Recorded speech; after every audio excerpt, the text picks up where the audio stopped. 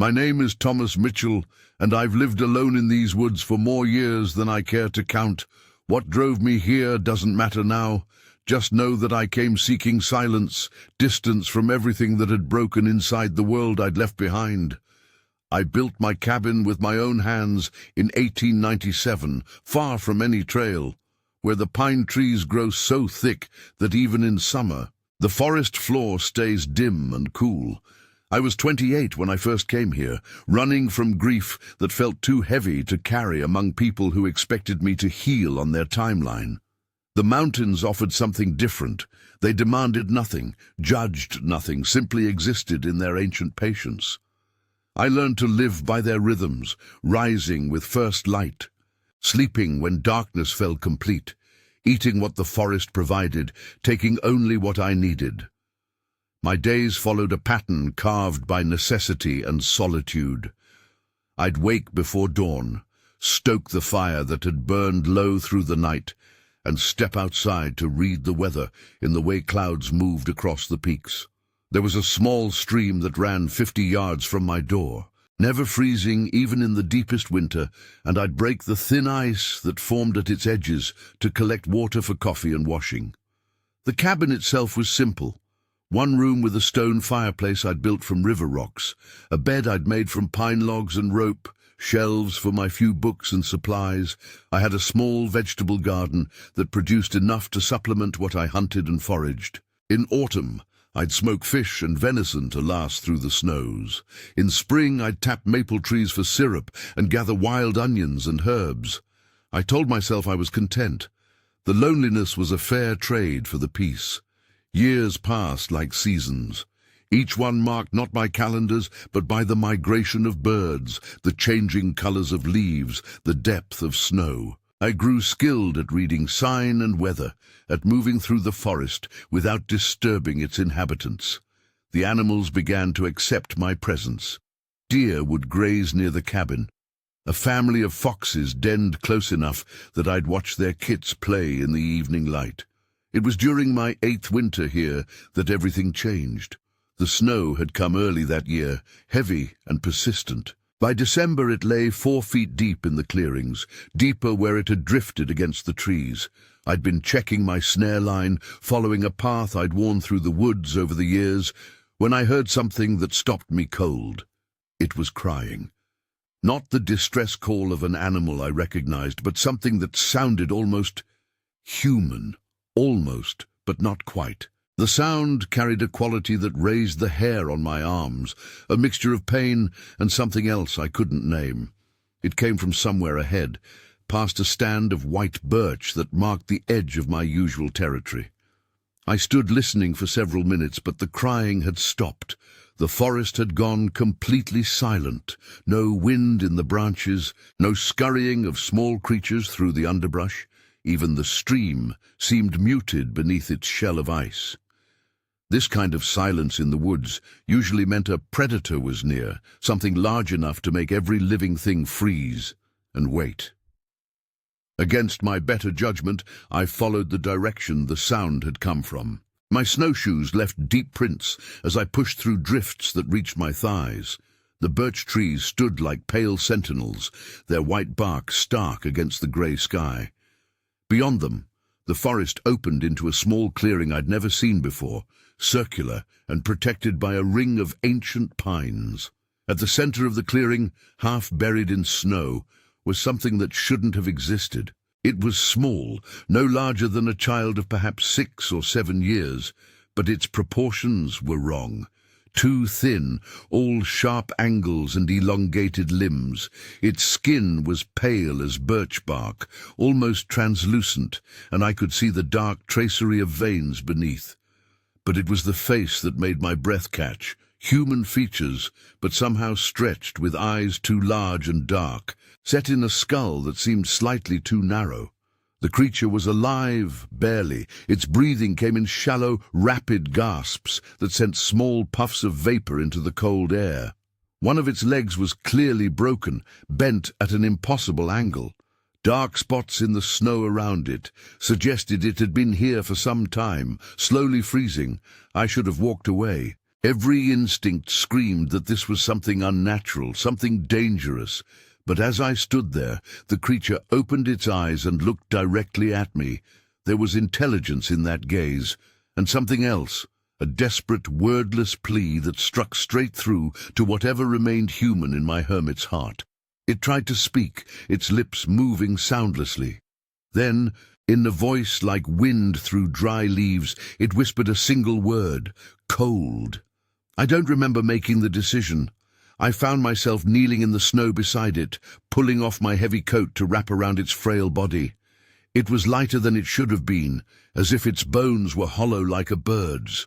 When I lifted it, it didn't resist, only curled against the warmth of my chest with a small sound that might have been relief. The walk back to my cabin felt endless.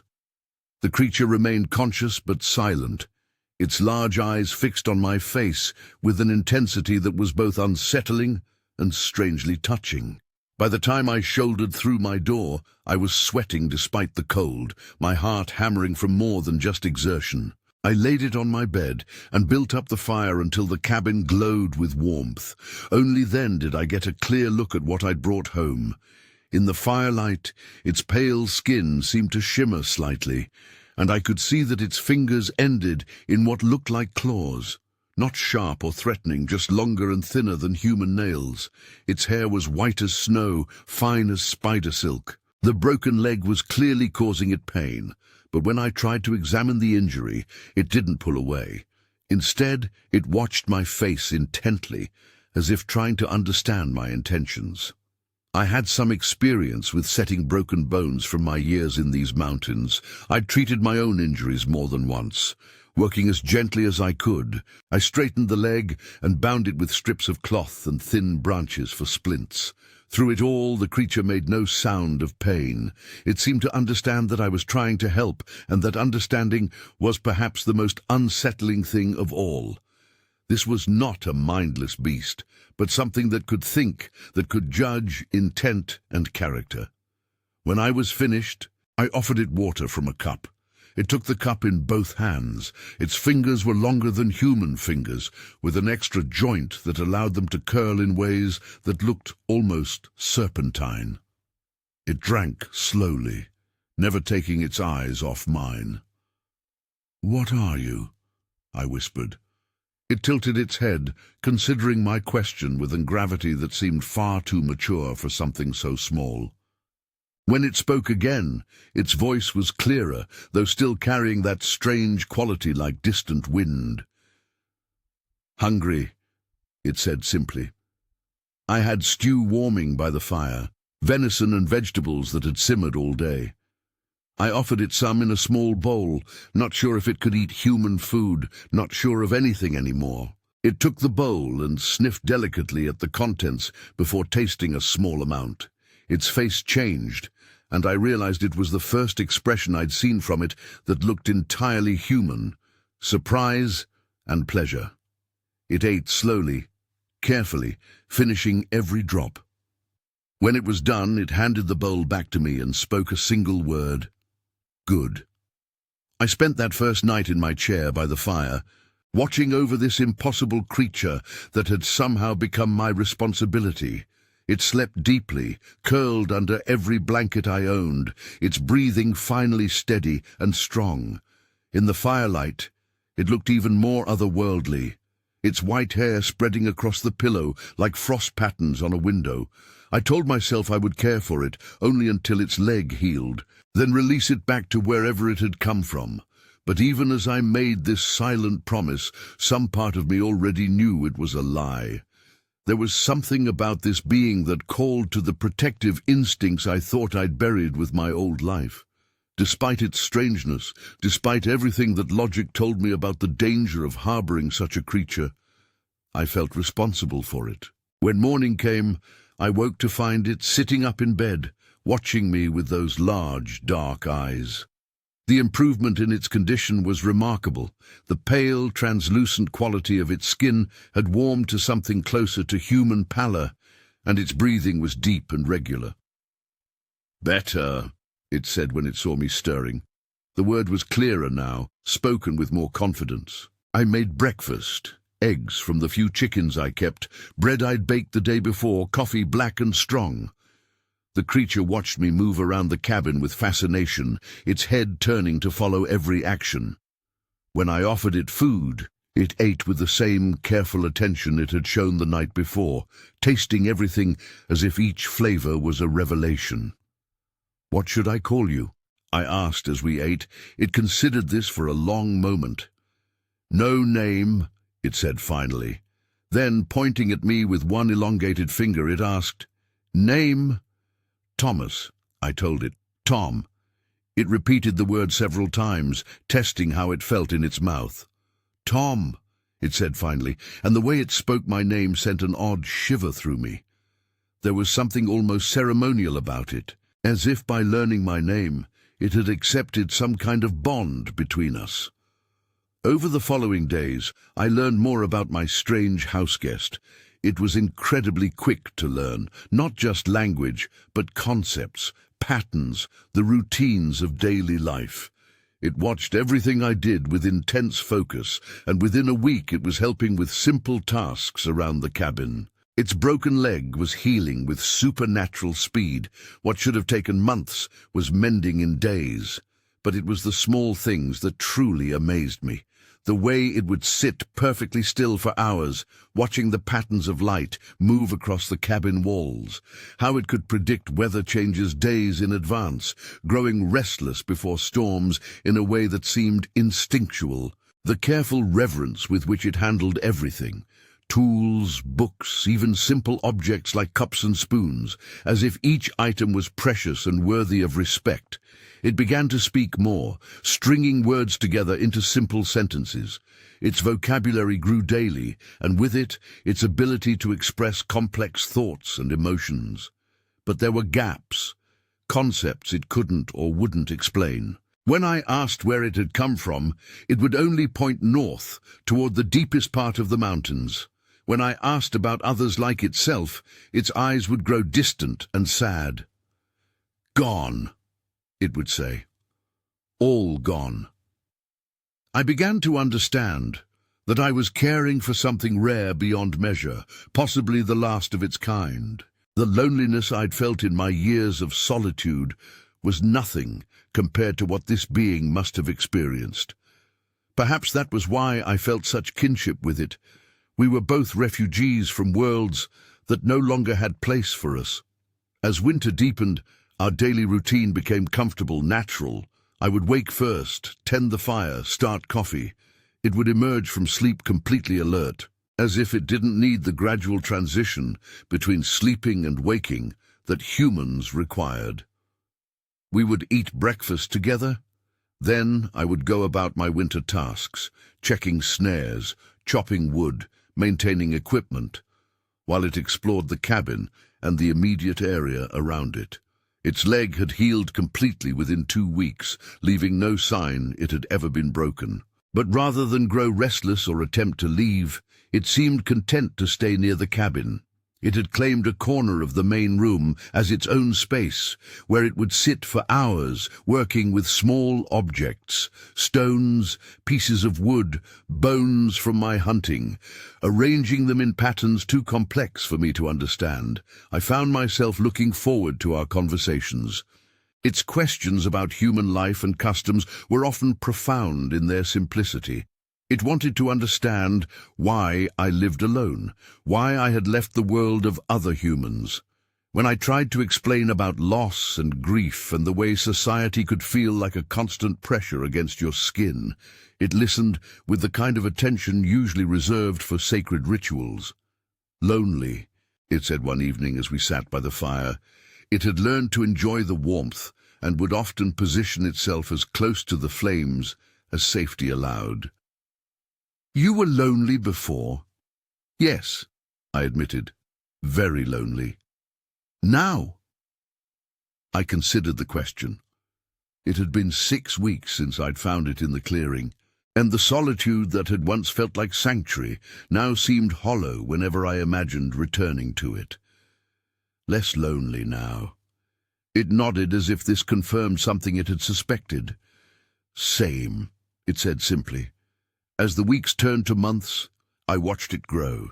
Not just physically, though it did seem to be getting taller and stronger, but in understanding and capability. It learned to help with cooking, chopping vegetables with careful precision, stirring pots while I worked on other tasks.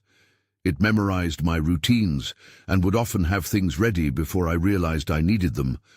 Firewood stacked beside the stove, water bucket filled from the stream, tools cleaned and organized. But there were moments that reminded me how different it truly was. The way it could move through the forest without making a sound, appearing beside me so suddenly that I'd start in surprise. How it never seemed to feel cold the way I did, comfortable in temperatures that left me shivering. The uncanny accuracy with which it could predict the behavior of wild animals, knowing exactly when deer would come to drink at the stream or which direction a flock of birds would fly. Most unsettling were the times I'd catch it staring at me with an expression I couldn't read, its large eyes holding depths that seemed far older than its apparent age. In those moments I'd remember that I really had no idea what this creature was, where it had come from, or what it might be capable of. Spring arrived late that year, the snow lingering well into April. I was eager to get back to my garden, to feel sun on my skin after months of grey skies and bitter wind. My guest, I'd started thinking of it as simply child, though I suspected it was far older than it appeared, seemed to sense the changing season before any physical signs appeared. Soon, Owen would say, sitting by the window and gazing north toward the high peaks. Very soon. When the first green shoots finally pushed through the melting snow, Child's behavior began to change. It grew restless, pacing the cabin at odd hours, standing at the door and staring out into the forest for long periods. I began to worry that it was preparing to leave, that whatever instinct had brought others of its kind to these mountains was calling it away. "Are you going to leave?" I asked one evening as we prepared for bed. Child turned those large eyes toward me, and I saw something in them I hadn't seen before. Uncertainty, maybe even fear. "Don't know," it said quietly. "Feel. Pulled. Like river current." I understood. Even I, human as I was, could feel the way spring called to something deep in the blood. For a creature born of these mountains, the pull must be overwhelming. "If you need to go, I understand." "Don't want to go," Child said, and there was something almost desperate in its voice. "Want to stay with Tom, but feel wrong, like fighting against nature." We talked long into the night about instinct and choice, about the difference between what we're called to do and what we want to do. I told Child about the path that had led me to these mountains, about the choice I'd made to leave one life behind and build another. It listened with the intense focus it brought to everything, asking questions that cut straight to the heart of things. By morning, we had reached an understanding. Child would explore the call it felt, venture into the deep mountains to discover what lay at the source of that pull. But it would return to the cabin, to me, when it could. We were family now, bonded by something deeper than blood or species. Child left 3 days later, disappearing into the forest just after dawn, while I was checking my snares. I found a gift waiting for me when I returned, a small carving made from white stone, depicting a human figure and a creature sitting together by a fire. The detail was extraordinary, every line perfect despite having been carved with nothing but claws and teeth. I understood it as both goodbye and promise. The silence that followed was deeper than any I'd experienced in my years alone. The cabin felt empty, in a way it never had before, every corner holding memories of conversations and shared tasks. I went about my spring routines mechanically, planting my garden, repairing winter damage, preparing for the warm months ahead. But everything felt hollow, temporary. Weeks passed. I told myself that Child was following its nature, that I had no right to expect it to choose my companionship over whatever ancient call moved through its blood. But each evening, I found myself standing at the edge of my clearing, scanning the tree line for any sign of return. It was late June when I first heard the howling. It came from the deep mountains, echoing off the peaks in a way that seemed to multiply the sound until it filled the entire sky. But this wasn't the howl of wolves. I knew that sound well. This was something else, something that spoke of intelligence and purpose and grief so profound it made my chest ache. The howling came every few nights, always from a different direction, as if whatever made the sound was moving through the high country in great circles. Local animals grew skittish, deer abandoning their usual feeding grounds, birds flying in agitated flocks that wheeled and turned as if unable to decide on direction. I began to have dreams, always the same scene, child, but grown larger, more powerful, standing at the edge of a precipice and calling out to an empty sky. In the dreams, I could feel its loneliness like a physical weight, crushing and complete. One night in late July, I woke to find something watching me from the darkness beyond my window. For a moment my heart hammered with fear. Then I recognized the eyes, though they were higher off the ground than they should have been. "Child?" I whispered. A low sound came from the darkness, almost like a purr, but deeper, more complex. Then a voice, changed but still familiar. "Tom." I lit a candle and opened the door. What I saw made me step back in shock. Child had grown, not just taller but broader, more powerful. Its limbs were longer, its features more angular. The pale skin had darkened to a grey-white, and its eyes had taken on a faint luminescence that caught and reflected the candlelight. But it was still Child. I could see it in the careful way it moved, the tilt of its head when it looked at me, the gentle intelligence in those glowing eyes. "You came back," I said. "Promised," it replied, though its voice now carried undertones that seemed to resonate in my bones. "Always come back to Tom." It wouldn't come inside, whether because it couldn't fit comfortably or because something had changed in its nature. I didn't know. Instead, we sat together on the porch, Child folded down to a size that still towered over me, even while seated. "What did you find?" I asked. "In the mountains?" Child was quiet for a long time, looking up at the stars. "Others," it said finally. "Old places, stories in stone and bone." It turned those luminous eyes toward me. "Understand now what I am, why alone. Tell me." Another long pause. Then, slowly, carefully, Child began to speak. It told me about ancient peoples who had lived in these mountains, before humans came, beings who had been guardians of the deep places, protectors of the balance between seen and unseen worlds. It told me about a great dying that had taken most of its kind, leaving only scattered survivors who wandered the high country in endless mourning for what was lost. "I am last of children," Child said, "last to be born before the ending. Others are old, tired, ready for final sleep. But I—" It gestured toward the cabin, toward me. "I found new purpose, new family." I understood then why it had grown, why its voice had changed. It was becoming what it was meant to be, not just Child anymore, but something ancient and powerful, a guardian of secrets older than human memory. And yet it had chosen to return to me, to honor the bond we had formed. We talked until dawn, Child telling me stories of the deep places, of springs that had never felt sunlight and caves filled with crystals that sang in harmonies no human ear could properly hear. In return, I told it about my life before the mountains, about the people I had known, and the reasons I had chosen solitude. As the sun crested the eastern peaks, Child rose to leave. "We'll come again," it promised, "when moon is dark, when snow begins, when Tom needs." "How will you know?" I asked.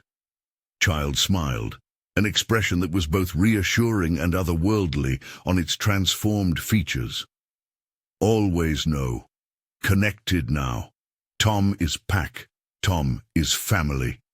It melted back into the forest with a grace that defied its size, leaving me standing on my porch with the morning light painting everything gold and new.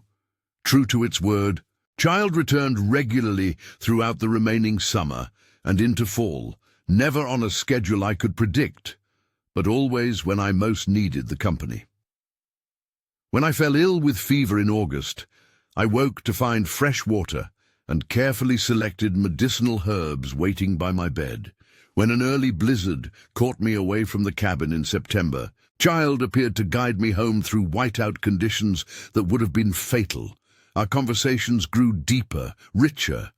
Child shared wisdom about the natural world that went far beyond anything I could have learned on my own. How to read the true intentions of wild animals, which plants carried healing in their roots, and which held only poison. How to find water in drought and shelter in storm. In return, it seemed to treasure every detail of human experience I could share, fascinated by concepts like art and music and the complex emotions that drove people to create beauty for its own sake. Winter came early and hard that year. By November, the snow lay 6 feet deep and showed no signs of stopping. It was during the worst storm of the season that Child brought me news that changed everything. I had been snowbound for 3 days when I heard movement on my roof. Not the skittering of small animals or the thump of falling branches, but deliberate, careful footsteps. Child's voice came down the chimney, muffled but clear. "Tom, need to come out." I opened my door to find Child waiting in the storm, seemingly unaffected by wind that drove snow like bullets. Its appearance had changed again. It was even larger now, its features more refined, and its skin seemed to shimmer with patterns that reminded me of frost on glass. "What's wrong?" I had to shout to be heard over the wind. "Others coming?" Child said, its voice carrying easily despite the storm. "Old ones, they know about Tom." My blood went cold. "Is that bad?" Child's expression was grave. "Don't know. They are. Careful. Suspicious of humans. But Tom is different. Tom saved Child of their blood. They come to see, to judge." We spent the next hour preparing. Child explained that these beings were ancient, beyond human comprehension. The last survivors of whatever catastrophe had claimed their civilization. They had watched humans spread across their former territory with growing wariness, and the discovery that one of their own had bonded with a human was unprecedented. "Be yourself," Child advised. "Show them the kindness you showed me. They will see truth in your heart, but they do not forgive deception." The others arrived just before midnight. 3 figures that seemed to be made of shadow and starlight, moving through the storm as if it were merely mist. They were larger than Child, more clearly alien, with features that hurt to look at directly and voices that spoke without words, communicating in ways that bypassed the ears entirely. I stood on my porch as they approached. Child at my side like a translator between worlds. The largest of the 3 stepped forward and regarded me with eyes like captured auroras. When it spoke, I felt the words form in my mind rather than hearing them. "You are the one who sheltered our young." "I am," I replied aloud, not sure if they could understand speech but needing to use my own voice. I found Child injured and alone. I couldn't leave it to die. The 3 exchanged looks that lasted only an instant, but seemed to contain entire conversations. The leader stepped closer, close enough that I could feel the cold radiating from its form. "We have watched you, Thomas Mitchell. We have seen your care for our child, your respect for the deep places. You live in harmony with what you do not understand. This is unusual among your kind. I try to take only what I need and give back what I can. The mountains have been good to me." Indeed. The being tilted its head, studying me with that painful intensity. Our child grows strong because of your care. It learns balance between old ways and new. This too is unusual, perhaps valuable. What followed was unlike any conversation I had ever experienced. The three ancient beings probed my memories, not invasively, but with a gentle insistence that left me feeling transparent as glass.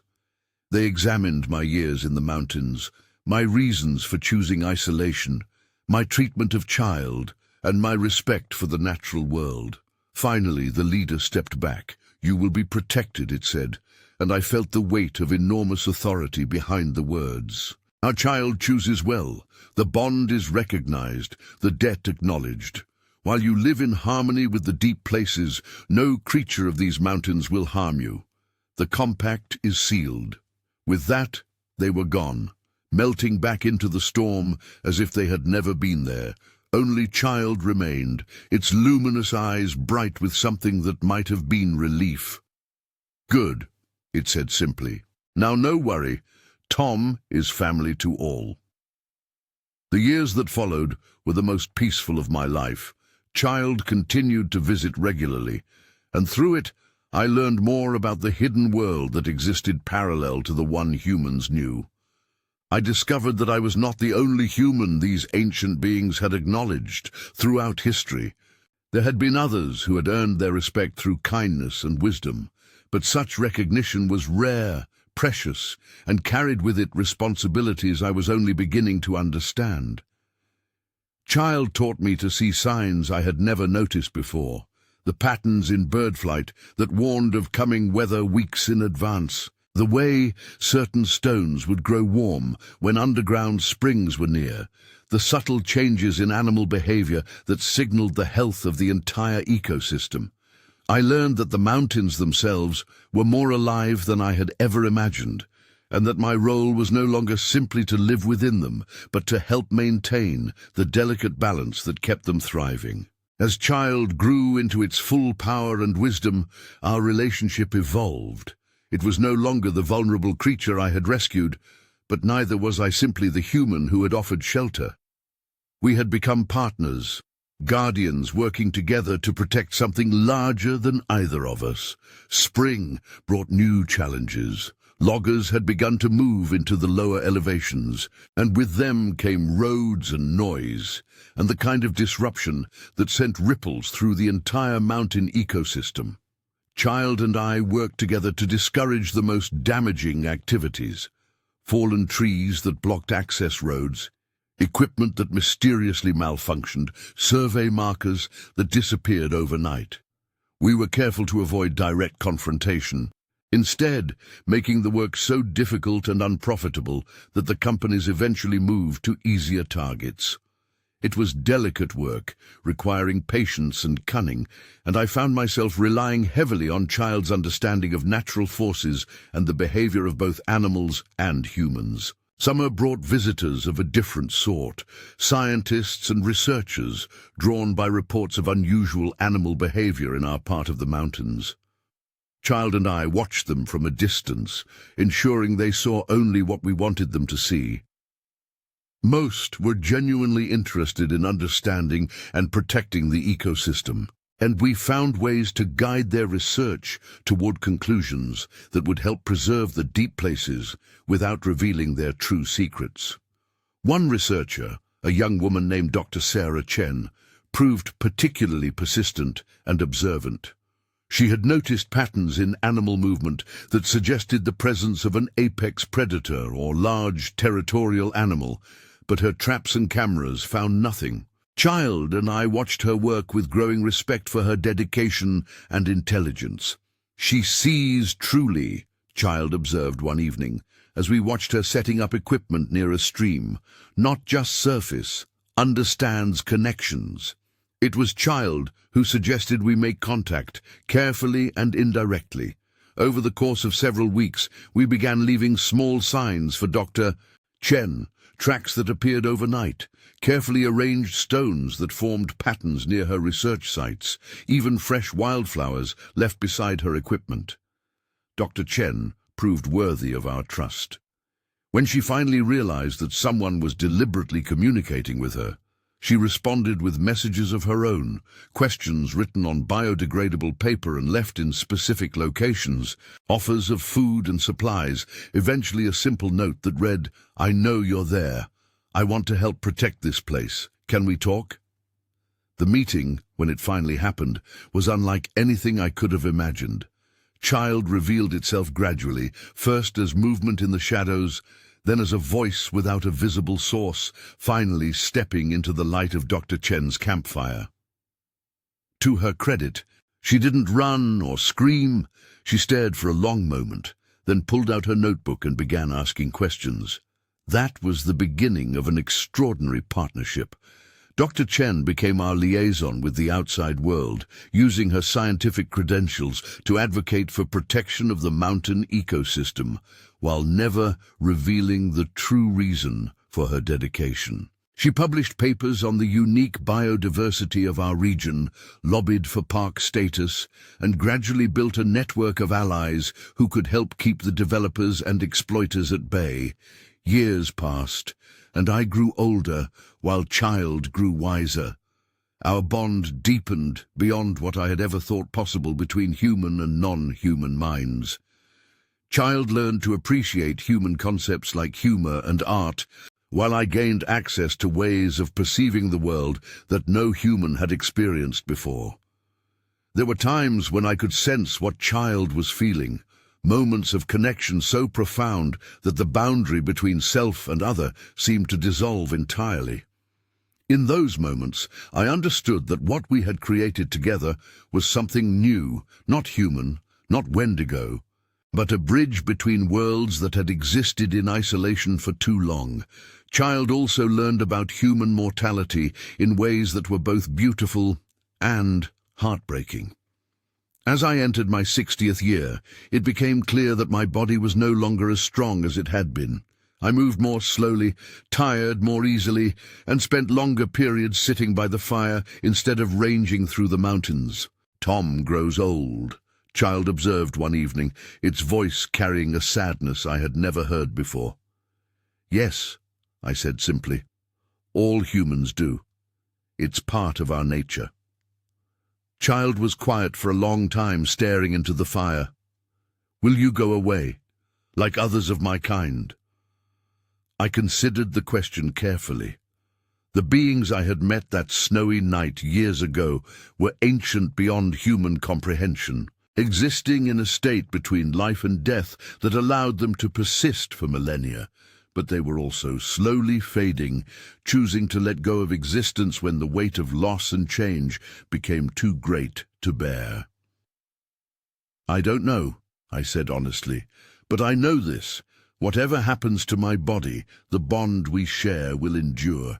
You've changed me in ways that go deeper than flesh and bone. Part of me will always be part of you." Child reached out with one long, careful finger and touched my hand. "Same," it said simply.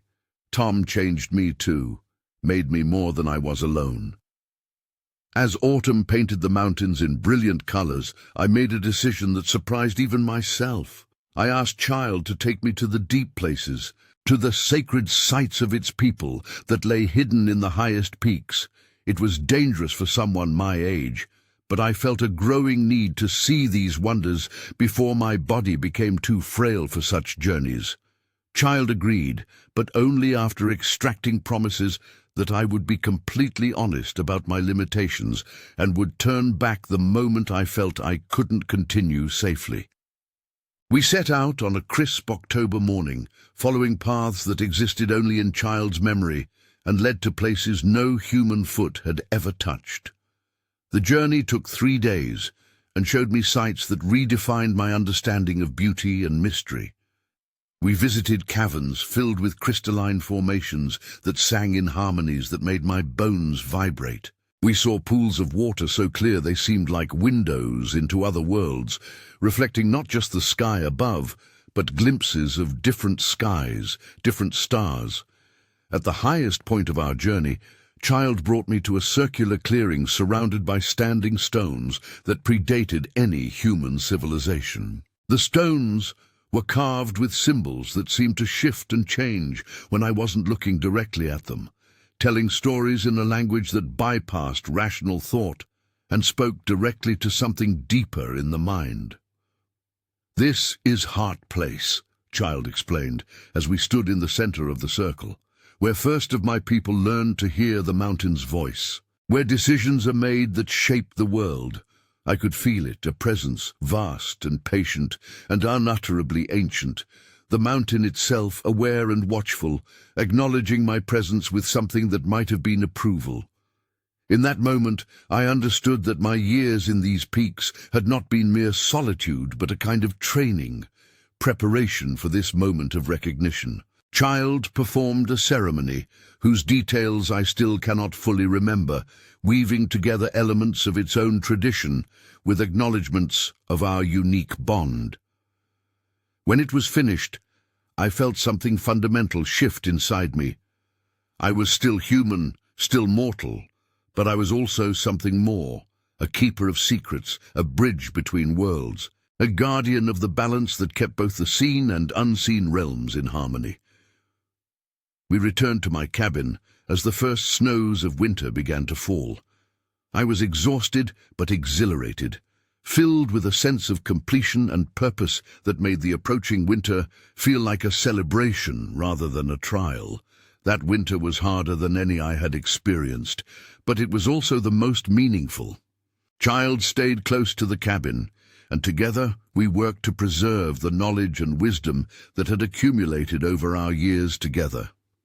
I wrote extensively, recording not just the facts of our relationship, but the deeper truths about coexistence and understanding that we had discovered.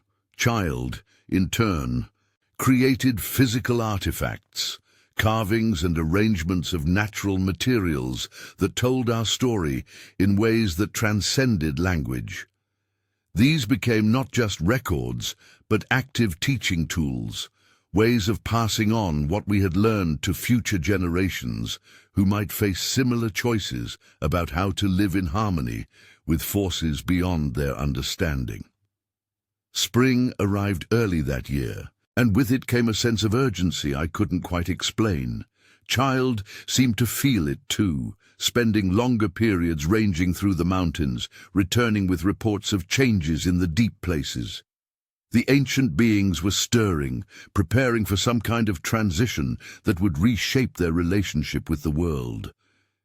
It was during one of these absences that I fell seriously ill. What started as a simple cold progressed rapidly into something more serious, leaving me weak and fevered. I should have been frightened, but instead I felt a strange peace. If this was to be my ending, at least it would come in the place I had chosen, surrounded by the memories of the most extraordinary friendship any human had ever known. Child returned to find me barely conscious, burning with fever despite the cool spring air. Without hesitation, it gathered medicinal plants and prepared treatments with a skill that surpassed anything I could have managed. For 3 days and nights, it tended me with a dedication that was both touching and humbling. When the fever finally broke, I woke to find Child sitting beside my bed, its luminous eyes filled with relief. "Thought Tom would leave," it said quietly. "Thought bond would break." "Not yet," I managed to whisper. "Still have work to do." The illness left me permanently weakened, but it also brought a clarity about what needed to happen next. Child and I began preparing for a future in which I would no longer be present to maintain the balance we had achieved. We reached out to Dr. Chen, now a respected advocate for wilderness preservation, and began the delicate process of expanding our circle of trust. Dr. Chen introduced us to others, a small group of researchers, activists, and indigenous knowledge keepers who could be trusted with at least partial awareness of what we were protecting. Never the full truth, but enough understanding to ensure that the work would continue. Child proved remarkably adaptable to working with multiple humans, though it made clear that the bond we shared was unique and irreplaceable. With each new person brought into our circle, Child took on more of the responsibility for maintaining protective measures around the deep places. Summer brought celebration and sadness in equal measure. Dr. Chen's efforts had finally succeeded in getting our entire mountain region designated as a protected wilderness area, ensuring legal safeguards against development and exploitation. But the victory came with the knowledge that my own time was drawing to a close. I could feel my body failing, not dramatically but steadily, like a clock winding down. Child seemed to sense it too, spending more time at the cabin, often sitting quietly beside me as I worked on my writings or simply watched the play of light through the trees. One evening in late August, as we sat together on the porch, watching the sun set behind the western peaks, Child spoke words that I had been both expecting and dreading. "Time comes soon. Tom will change, move to different existence." "Yes," I agreed. "Are you ready for that?" Child considered the question for a long moment. "Ready to honor what Tom gave me. Ready to protect what Tom loved. Not ready to lose friend." "You won't lose me," I assured it.